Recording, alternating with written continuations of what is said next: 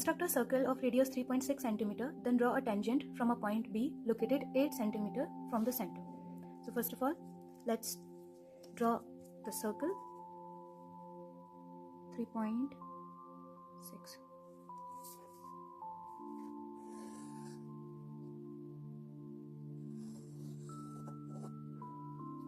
Now draw a line of 8 centimeters from the center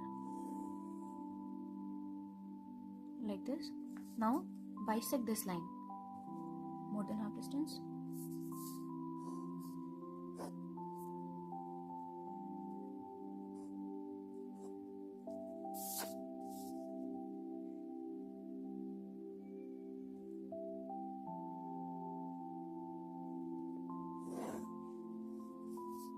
Now, taking this point as the center, draw a circle of this distance.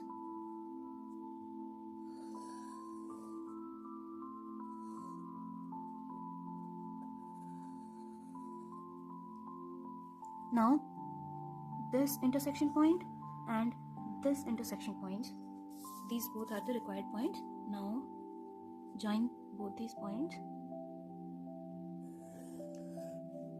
Tangent 1,